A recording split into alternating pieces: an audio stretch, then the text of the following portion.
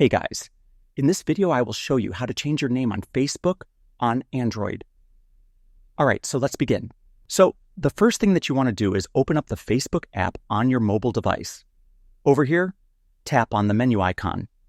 For some people it's located at the bottom right, and for others, it might be at the top right. After that, scroll down until you see Settings and Privacy. Then tap on it to expand the options. Over here, tap on Settings. After that, at the top of the settings page, tap on Account Center.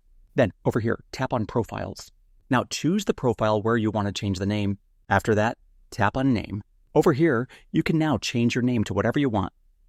If you're trying to stay hidden, you can use a unique name that's harder to search.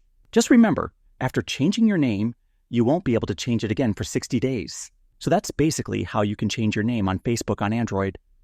And that's it for this video. If you found this helpful, consider subscribing and giving this a big thumbs up. Thanks.